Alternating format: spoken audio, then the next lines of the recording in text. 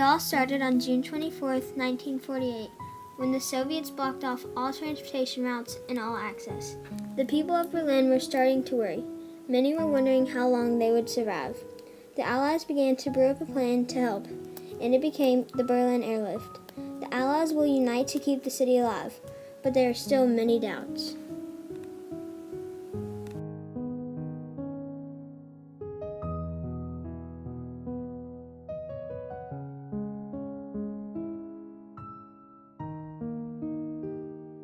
Joseph Stalin was the leader of the USSR from 1929 to 1953.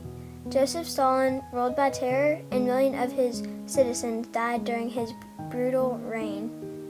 Once Joseph Stalin was in power, he had his enemies executed or put into forced labor camps.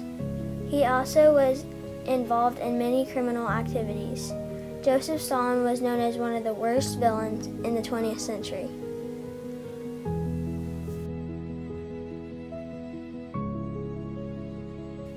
Harry S. Truman was the 33rd President of the United States.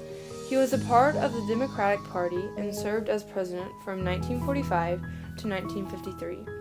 Harry Truman is known for launching the Marshall Plan to rebuild the economy of Western Europe. Winston Churchill was a British statesman and was a Prime Minister of the United Kingdom from 1940 to 1945. And again from 1951 to 1955. Winston Churchill led Britain as a prime minister until the reign of Nazi Germany. He was named the greatest Briton of all time, and he is known as one of the most influential people in British history.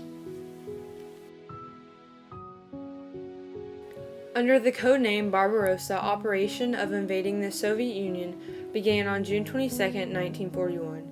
From the beginning of planning, German military and police authorities intended to wage a war against communists and Jews of the Soviet Union. Germany and its Axis powers surprised the Soviet Union after they had refused to heed warnings.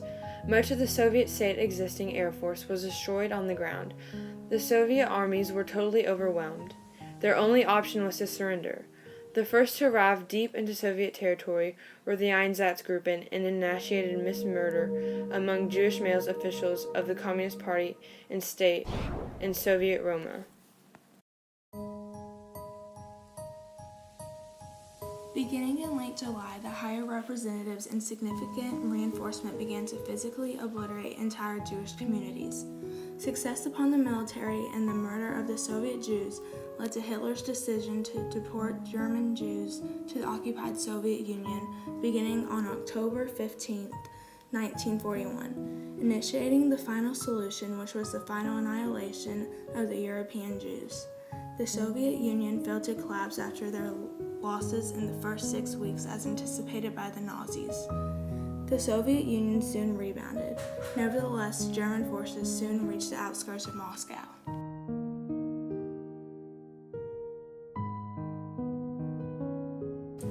After months, the German army became exhausted. Expecting a rapid collapse, German planners had failed to equip their troops for winter warfare. They failed to provide food and medicine. They expected to live off the Soviet Union. Without it, Germans would starve to death in millions. After advancing quickly, they also ran out of supplies. On December 6, 1941, the Soviet Union launched a major counterattack, driving the Germans back from Moscow. This is why, so badly, the Soviet Union wanted to destroy Germany. They had reasons. After being attacked by the Germans so harshly, the Soviets wanted to get revenge.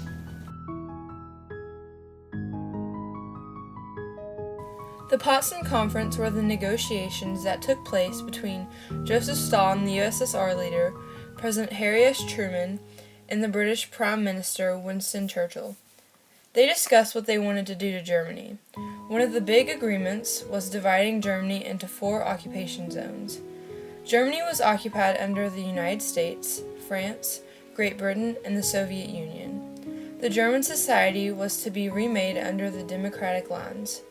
Truman's suggestion to Stalin was to the Soviets to take reparations from their zones and that everyone else would let their industry grow, but Joseph Stalin opposed.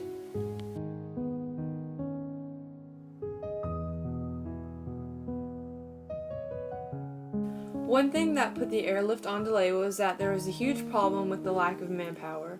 The Berliners stepped up because they wanted their city to get past this hardship, and they also were very eager because the supplies were for them. If the crews did a good job, there was often an extra ration of food as a reward.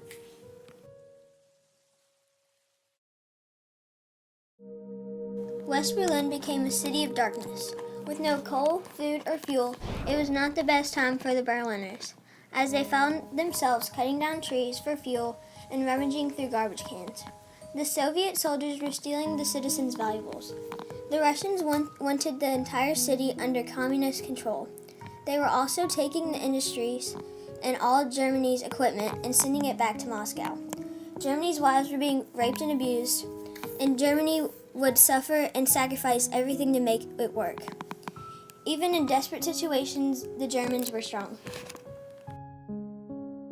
After Russians' plan failed by cutting off all access, President Harry S. Truman thought of using military forces to strike back, but decided not to cause another war. There was a wide range of options and thoughts about ways to supply the city. The Allies thought it was insane to be able to supply an entire city over the air, and were not sure how long they could do it. But people in Berlin were scared for what was at stake because the USSR planned to destroy everything. After many rebukes, they decided that creating an air bridge would be the best option.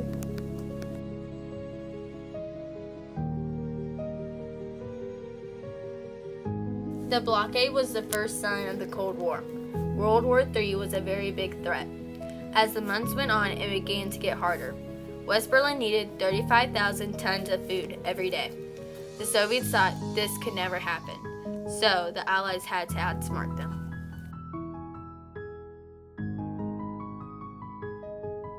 The Allies came together to do the impossible. There were 8 ports in different countries. This became the largest airlift that the world has ever seen. One flight was landing in Berlin every 30 seconds. The crews made over 450 flights a day, carrying thousands of tons of food and fuel that they desperately needed, such as coal, milk, dry eggs, dry potatoes, and anything else you can imagine. The work that the Allies and the people of West Berlin helping took on an incredible amount of courage that could never have been done without each other. They stood up against the Soviets knowing how strong they were, but took the risk.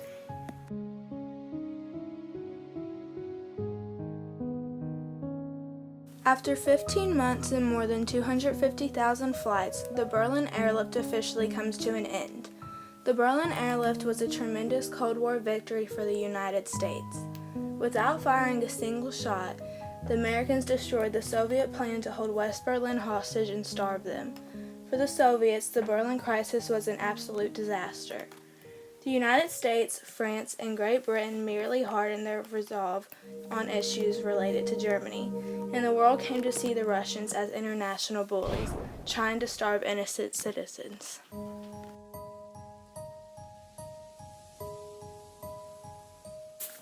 The Berlin Airlift was one of the most remarkable and unbelievable events that took place in history. 79 American, French, and German fighters died to keep the city alive. Their struggle is an eternal symbol of the human will for freedom. As stated, those who know freedom must keep it forever alive.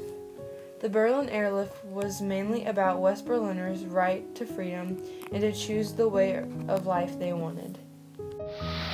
I accept it with a resolve to do all that I can for the welfare of this nation and for the peace of the world.